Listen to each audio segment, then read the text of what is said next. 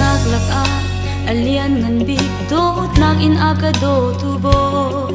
anun na kum tiang pe tu le ka za alul hau siang tu boy pan do na ka ru thaleng mang i ka chin lung le ro nak mi a phan kho lo nhưng cái ngày ko na tin sa fa bring chi nak na ka dam na za tuk le ver na na i con ka ro a boy pa ka nun ni a se lo e ka lung lung tu mi chi ya bang su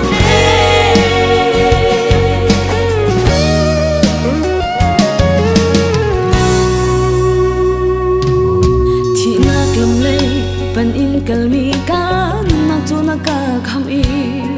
sung za lung nak ram zo tu le ro zo fa na ka ser boy pa ka pulo ka pu shim shim lao e ka pu lao do ta zai tin ka sam kho la lung kan ngai kho na tin sa fa bing chi nak na Nam na cha tuk le ver na na i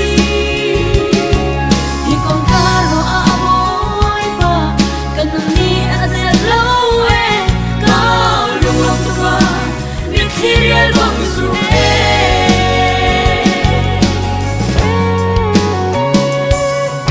ka tha rau kham tu long si lo ka tak sa cha ka her mi thil sei zong te a tuan vô la tu le a ka kil kam tu ka du mi silo ka her mi thil sei zong a chang hang de a ka be du na si nun kan ngai ko na min cha fa pe kin chi na na kwa ka dam na cha tuk le ve na na i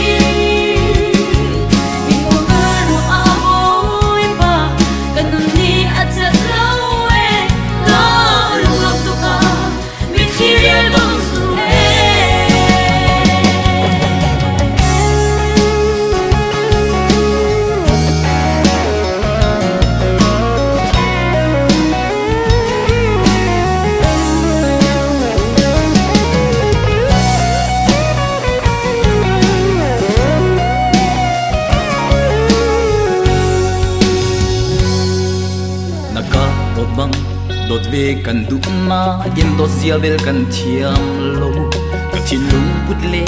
cả rùa ăn na chơi bao năm hụt đi nắng hay đủ lê đột mi đang cả ngày lâu cần đột bèn câu lại lấy cơn lệ hàn tiếng vẫn cần ngày khổ na tình xa phát bên thiên na kadam nak ta tuk le fel nak na i kong ka wa boy pa kanun ni a cha lo e ka lung lom tu ka mit hi bang su e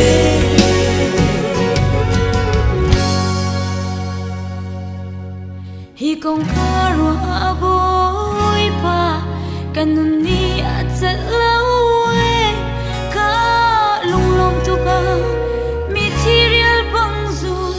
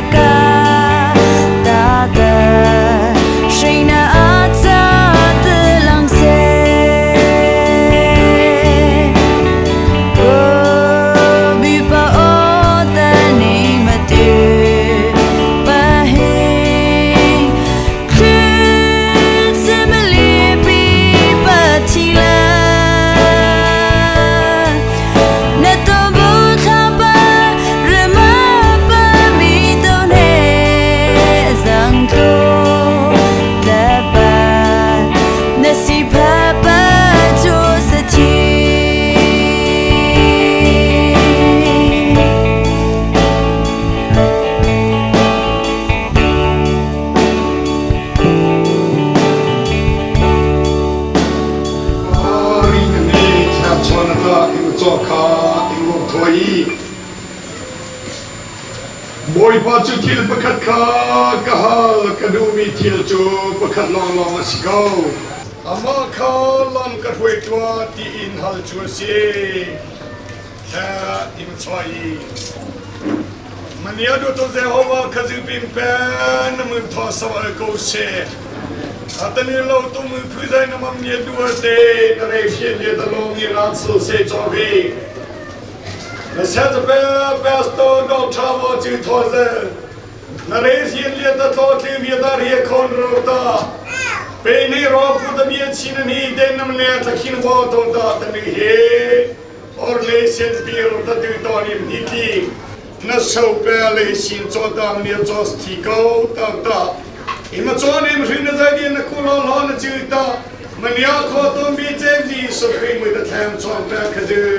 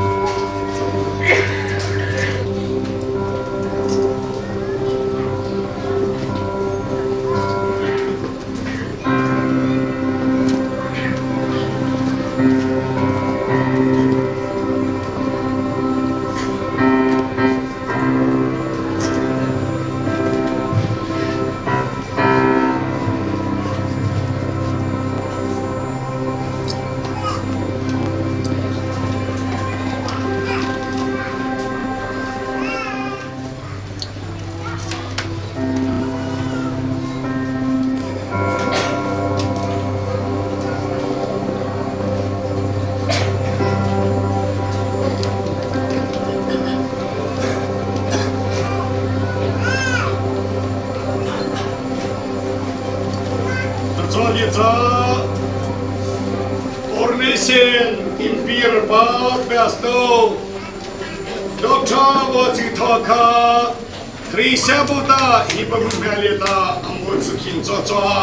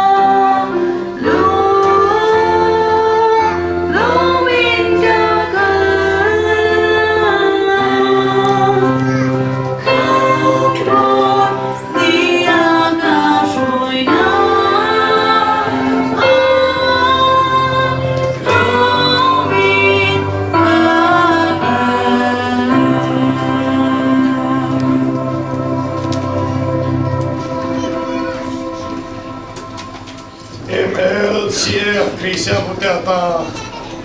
Nam Pesto Doctor Votitoza Dota Ordination Pirta Him Melieta Number Sakin Gaita Elieta Ordination Apito Tietata in Satori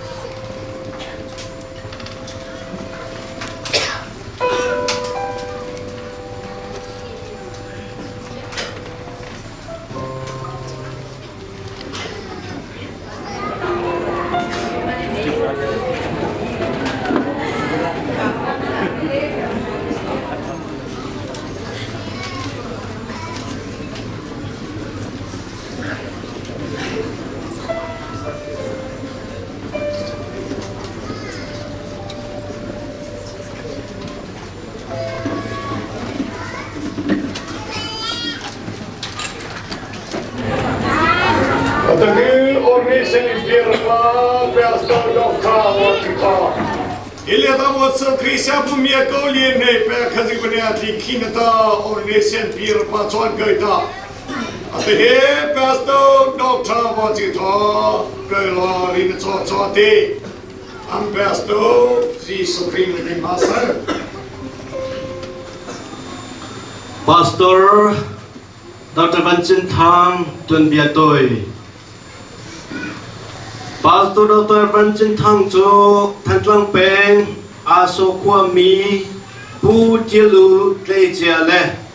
Pi Long Di Tleja Na I Anfale Pangalaka Apathum Nakasi Chua Pi Unaw Nalaka Upabihi Pu Dergong USA Achang Tu Pi Thapar Aso Pi Swido USA Pi Parzatling Kalemiun Ha Ansi Pi Elizabeth He November Nil He Ro Kum Thong He Kum He Kum A Athiang Thidum Nakin Chungkhar Andiri Kum Thong He He Nga A Pakhia Ni Fanu Ro Sung Olivia Mantra Sui Thachua Apeng Ha Pastor Dr. Cin Thang Chu Achu Ake Na Khua Asoa Tang Cheo In Tang Riet Yang Akai Than Tlang Nga Tang Kua Akai Kum Thong Khasa Kua Som Kuala Kum Riet Kuma Ha Khain Tang Fra Aong Kum Thong Khasa Kua Som Kuala Kum Kua Kuma Media School Siang Cha Chim Ria Na Juan Kum Thong Ni Kuma Bible Siang In Kai Ding In India Ram Bangalore A Thoki Kum Thong Hila Kum Li Kuma BTH Kum Thong Hila Kum Nga Kuma Min Le Kum Thong Hila Kum Ruka MD Famhu Kum Thong Hila Kum Kwa Marsri Kolani Rieta Union Theological Seminary Philippine The Min Doctrine of Ministry Allah Kum Thong Hila Le Nin Kum Thong Hila Le Li Tiang Kum Thum Chung Malaysia Lautu Christian Fellowship Chairman Posin Pakhia Rian Juan Pakhia Ni Thuk Chin Le Kau Chini Mana Duja Kum Thong Hila Lum Lenga Kumin Ni Hini Tiang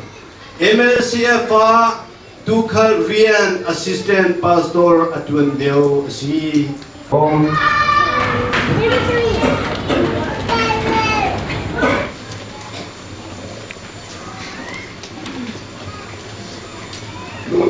Nul Paul Na Ni Hindi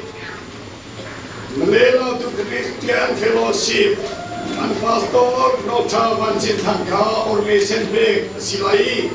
Jumuna Kantel Bikomi Nandila Chunga Kanilom Dika Lombal Din Chipta Kado Kansaman Naka Lautu Holikan Manza Rakan Nai Chiptrabu Dia Rakan Chiptrabu Dia Kaninona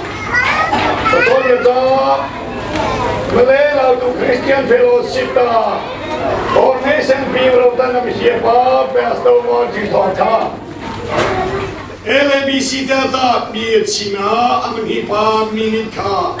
LBC Lautu Association of Baptist Churches Data Worry Joha LABC Beach Nubariha Voilina Lautu Association of Baptist Churches Board of Management meeting. Ampun Zuamang Baptist Church Zuamang Ani Kularuk Kulasri February Thomni Kumheruk Biachana LABC PM No Beigwa Thomni Kumheruk Pastor Dr. Cin Thang Ordination Hla Peknak Malaysia Lautu Christian Fellowship ni Pastor Pastor Dr. Cin Thang Chu Ordination Peknak LABC PM ni Peknak na kanay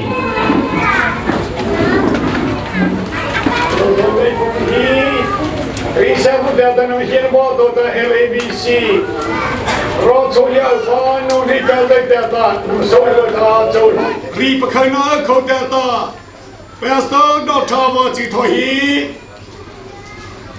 Rosy ta pa Krisa muda musir pa chon gaita diaspora mi simbo to da chopa Malela tu Krisa muda musin galia home ta Ordination people say ta Biachina Amanita Nam Chiti. So one got the pastor Dr. Cin Thang. Namatani ordination people pan talking Gata. Kazu Miakonian, Krisa Miakoniata, Miakona, Vita, Mata say. Pastor Dr. Cin Thang. Kazim Hilahi ta Krisa Miakoliata, Miakona, Nirata, Chasai. Imagine he took Savage Jovi, Kazureto Kazulahi, ta Krisa Miakolita, Biakona, Nia. Come on, what's it he? Krisa Budina, Jolita, Kazuta, Inata, Nazo, Tapa, Nazima. Pakhia Kanade, Zakon Kanera, isn't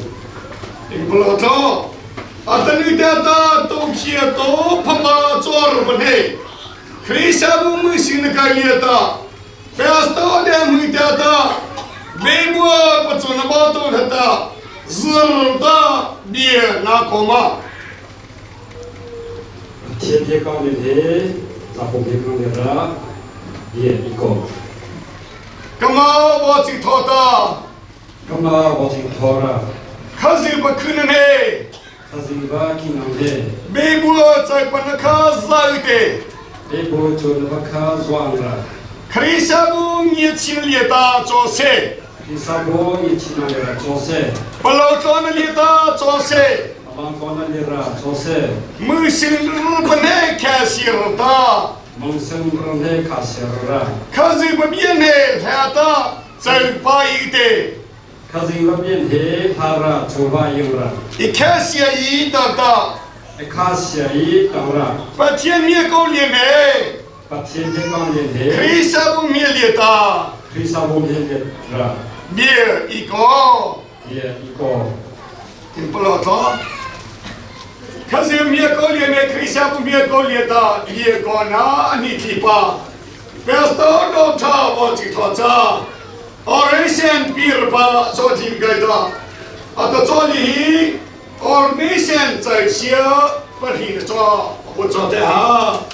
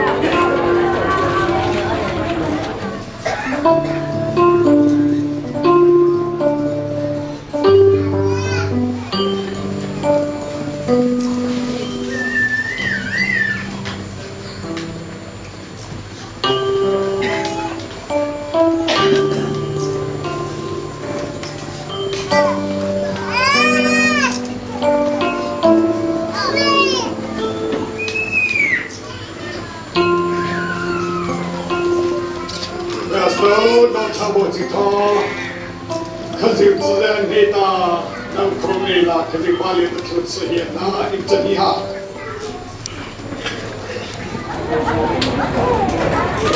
Michael Tifa Imarita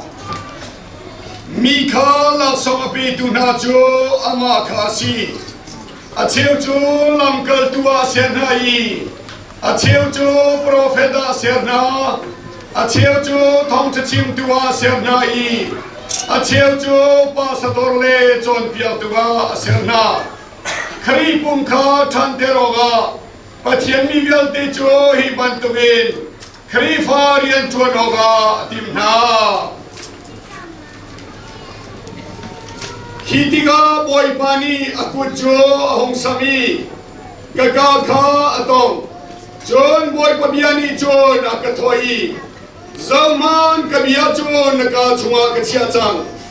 Zauman ni hinahin nang majo Mi punna chungale Peknak cuma hoyok le teoga, shok le faloga, sabok le punoga, gantia jam piati. Abia tuatsa pito kali mutaswai bose, kali mali tutsi miha. Hallelujah, Jonah jeze hoba kali bimpe, zalam den munjal tosa. Ordination am here batu datani nam here kaulieta. Pakhia kabi pa namare sirota titona ni sabato te LBC Lautu Association of Baptist Churches Ordination pito tane ta tane bien sinam hi hata hili namat satu thupa na satu baba papang ya ta lo choli dim ko simte truth sinimpi ji sombi pana truth sina the dal ko se namat yantara tarhanas ko se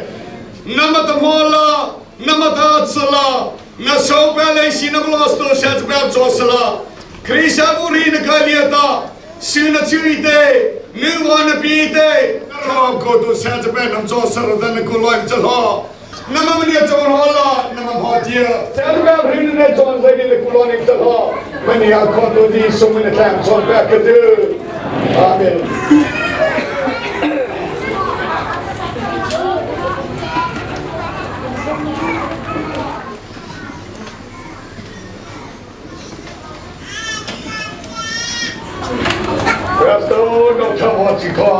Kasi pabiyata bi chata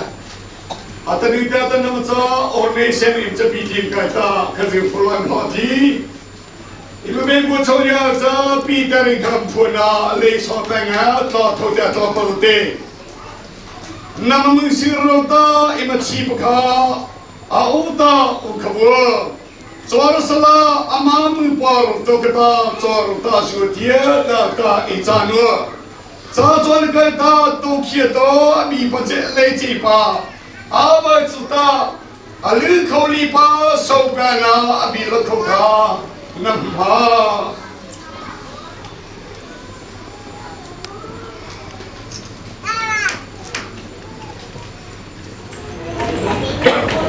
Reverend Gota Watika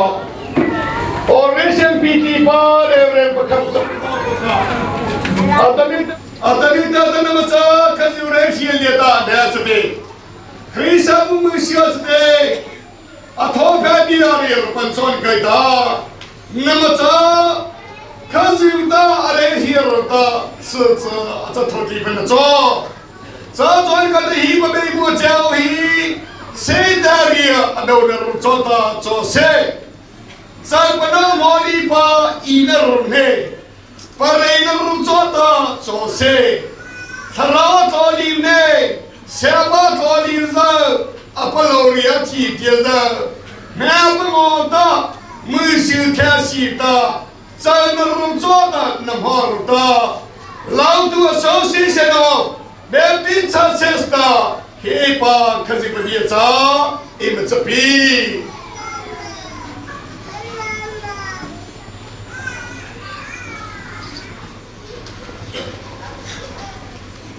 Kazim Kula Long Day Cam Chol Se Johnny. Joy Sata Panuki Roda He, Softigate, Panukina, Ja, Leva, in Pipato.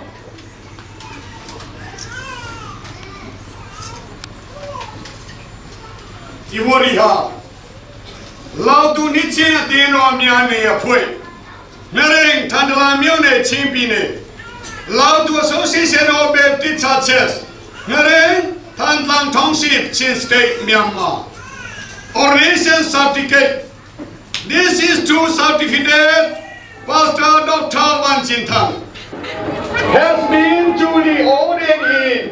the ministry of the Gospel of Jesus Christ on this day, February 27, 2016. By the 24th, Board of Management meeting of Lautu Association of Baptist Churches, LMBC 24 date BM Stroke 19 2016 at Juamang. Peter Van Hong, President. Reverend Min Thang, General Secretary. Hipa Cha Chapehe, Atanidata Namacha, Ordination Ampa, Reverend Dr. Wachiton and Joy Tapa Pausana, it's a big.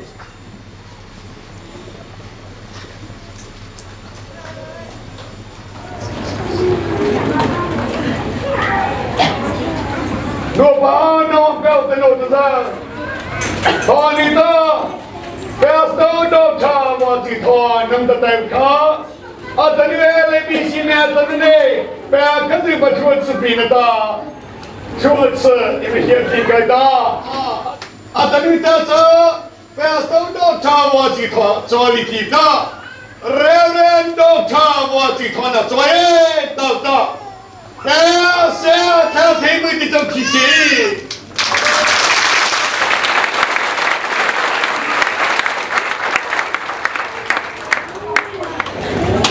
Reverend Dr. Wajitaka. Krisha mulata nampas tu corda, pikan cor kingketa. Malaysia Lautu Christian Fellowship Krisha bu rehidu tiada. Atap sulpa Reverend Dr. Wachiton Mawadarta Zi Sukri Witita Sai.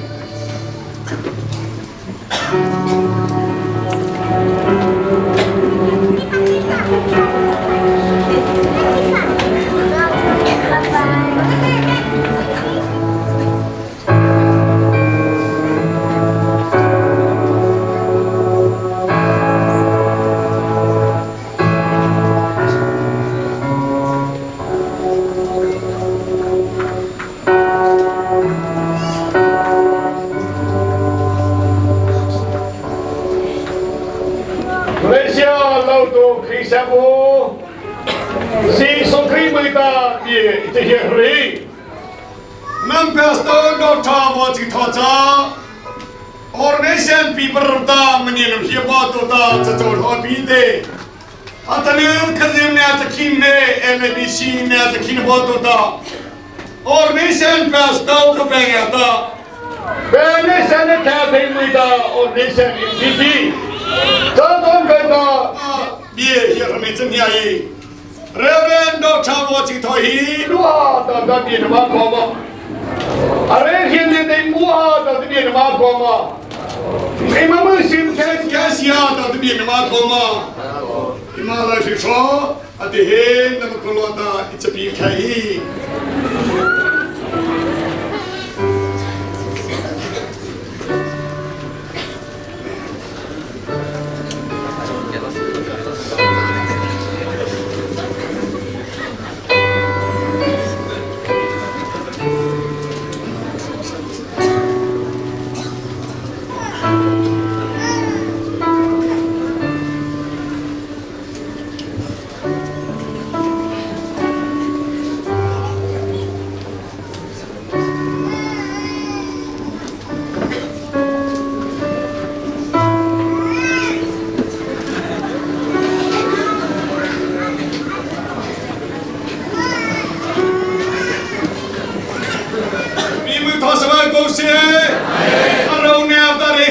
Set band on top of it all.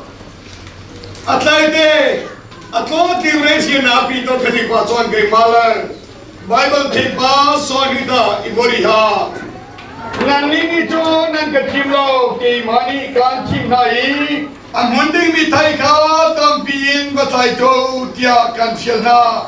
จูจ้ากันมีนั่นฮันมีโปโจกับปานีอันเปลี่ยนหลายส่วนนี้วันนี้ยาจูจ้ากูเล็กน้ำหาเฟตินดิรุโลใจมันนี่เที่ยวกูน่าลาเซบอยปาริยันตีมังตินนั่นจวนน่าจวนอิมันลงอินซุมซาโกบอยปาริยันนั่นจวนมิโจอัลลาสิบัลไลลาวดีขานังฮัลอาจารย์กรีตาลีปัชยาเตะเกี่ยมาออร์เนชั่นอภิโตปะเบนยังจ้าเกี่ยมเฮียตาวปะข้าศึกตะเรมเนี่ยพิจารณาอะไรปัชยาสวัสดีครับเรเบนดอทาวาจิตา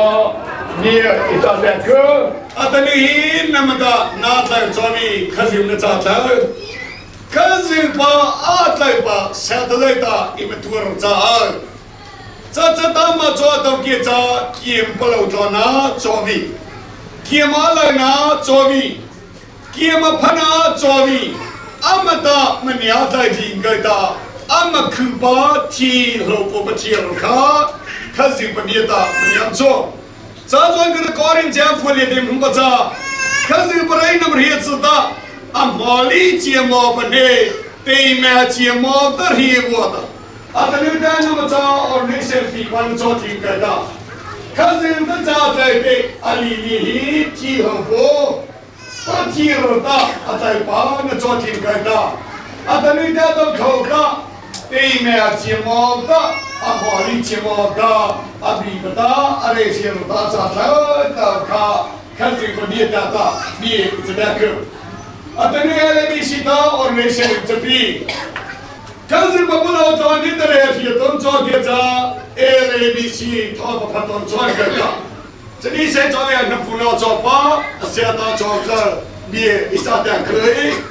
ข้าศึกไปอาเบลเสียตาที่เทวีนับบุญเอาเนี่ยบัวตาเสียตาเนี่ยบัวตาข้าศึกเลยเชื่อว่าจอนี่มันจะนมาใจนักจอลีตาข้าศึกเนี่ยจะใจข้าศึกว่าใจกุศลคุณน้ำจอทิ้งกันตา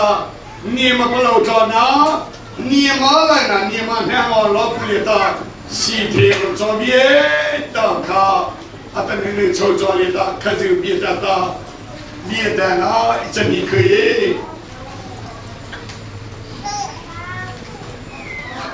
เรื่องดาวชาวบ้านจิตทอพลังจอเบียนี่จอเตอาสวนีนี่ตาคริสต์บุบีนี่นะจออาจีสุขีมีมาจ้าใส่อาสังนาสบาในทุกเฟสบาจอมละโปรโตมามีปฏิบัติศาสตร์จะมีทอสังกุเซ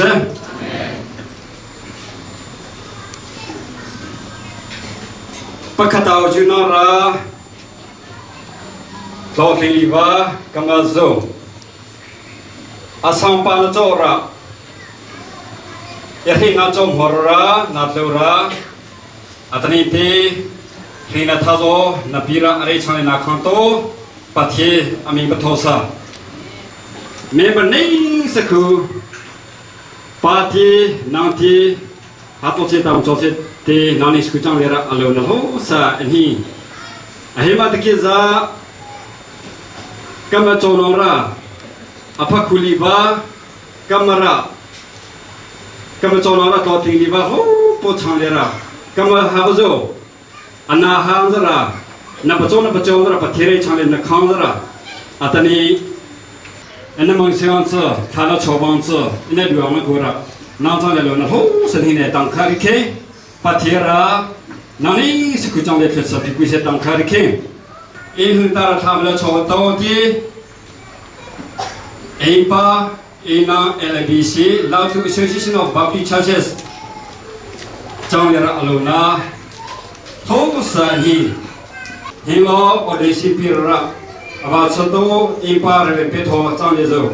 อโลนาโหสันนิตั้งคาริเคอัตงี้เรื่องจะฮีโปรแกรมฮีกิมจุสานจุนอระกิมจุนอสิระจะอจุขตังระยุคุจอลิระมาเลียมเป็นกู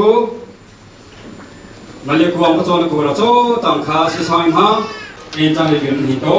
elevation trong lịch sử chúng ta là hình pha để biết trong lịch sử aluna ai prosky cho chúng ta là camping fellowship ima himalaya speaker ima upa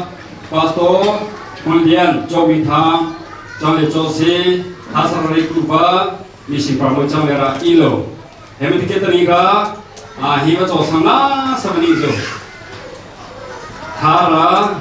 hajo mule phubira thế sang cho làm học khí trong era luna close có biết khen jakutara atani Malaysia leroba Malaysia Cin Thang trong era senior pastor thì ông trong lịch sử ilo cho sẽ cho biết in thì vào cái कुरा liên minh hệ mirror cho cái thứ khác về bát quan tăng khế thì bạn tôi nghe Pakhia này thâuกันช่วยมีกันสัมภาระนี่สิ่งลอยตุกเมียจันเล่ท่าทางเงลเชียชาวบ้านมังเอ๋เหตุการณ์มันนะ ordination program นะกันเดินไปเข้าดูสมดูอุลนาวนั่นดีหลักจุมาลงนาตั้มปีไงที่ขาบัญชีตากระดูเจบันทุกทิลเจบันทุกโปรแกรมสิ่งลอยตักกันตัวดูมันนะกันนี่บ่มชันแล้วกันนี่สุนลอยแล้วกันนี่จันทีแล้วกันนี่เดลฟีแล้วจุนตามที่เขาแล้วอาราโคมีนักลงพิโกตุนันจุตุนันดีกับสุนลงอ่ะกะลงที่เขาชิมกันตรงนี้เสียจักรุตาระอิเลระบาดสักคือว่านั่งนี่สักคือหาทุกเจตามโจเจเตนั่งจังเรื่องอารมณ์นะที่เขาสนิทเนี่ยต่างข้าพเจ้าตัวเราเป็นสิ่งพิเศษรักชาวบ้านกันเป็นไง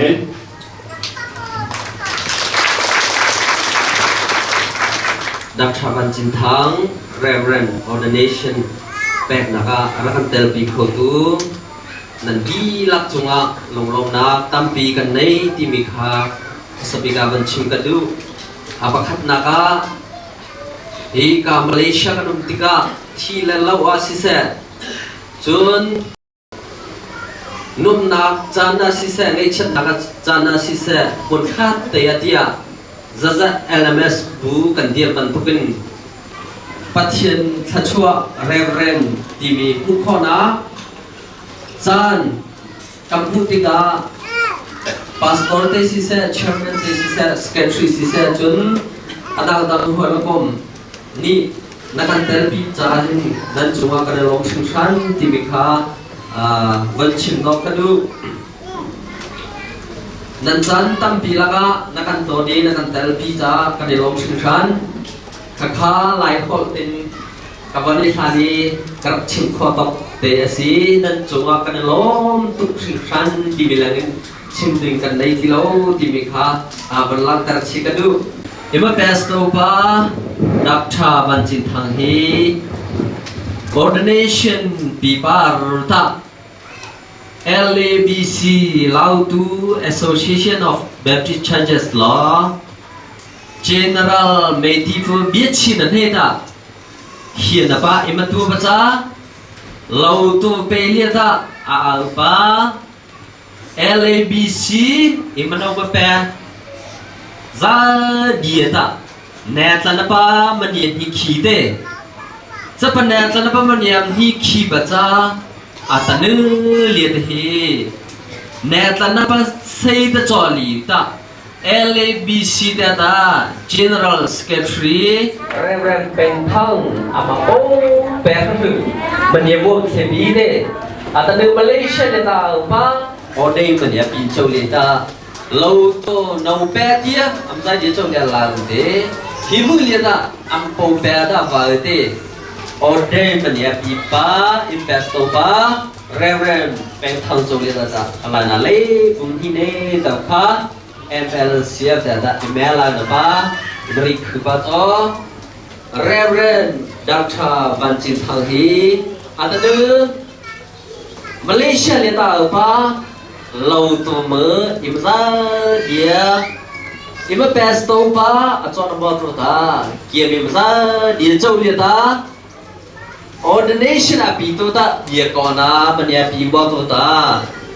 แค่จะเจเดแต่มาจอเจเดนี่มันแบสตัวมามือสารปะ แต่บุญมันมีภาษาขา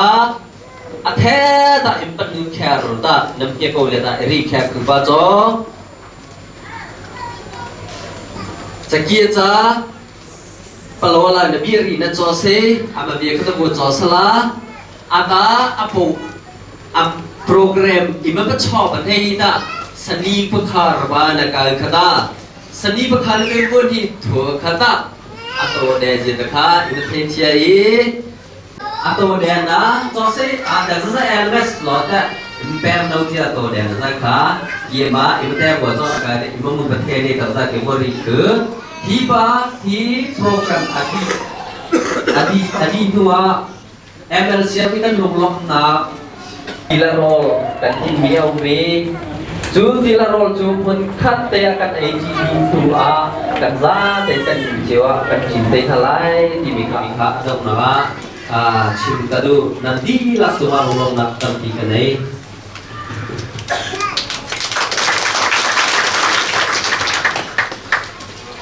ชอบกันเลยมุดาเดียร์ที่ชวนสุดท้ายและสามดีOrdination am tabala kina pepe por buon ka buon dia de ze puta polotan kum to be kide to pe mata sa tuain rol ta tam na silai chodi tiga kanila kang dia lai ta chota tam na la kan salai Reverend Dr. Cin Thang ni ta chua kan pe nuwa amen bi tum kan sa nuwa par oi na silai chutiga kan dila long na sa pe pek na rin kan berlok di jalan Aladika, boy krimen kering somna.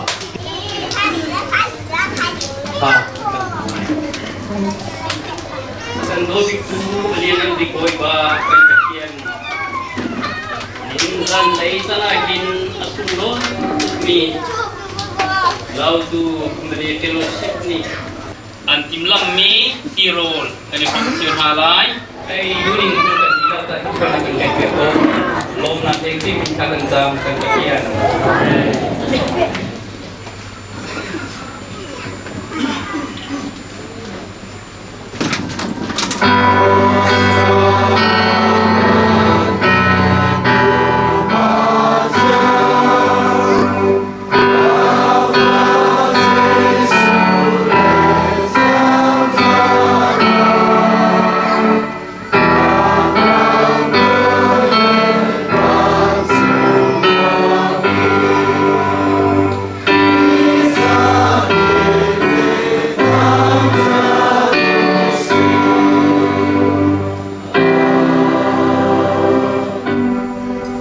Chod hai bolo liba papa thie bion na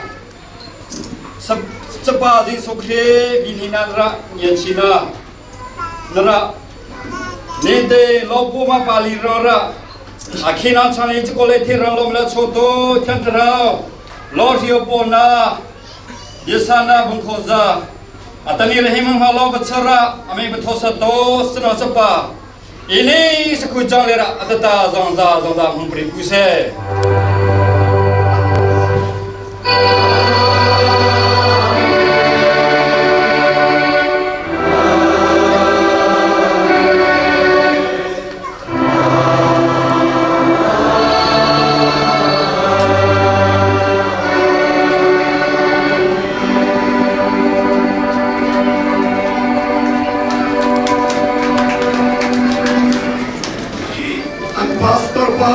Pinalam karena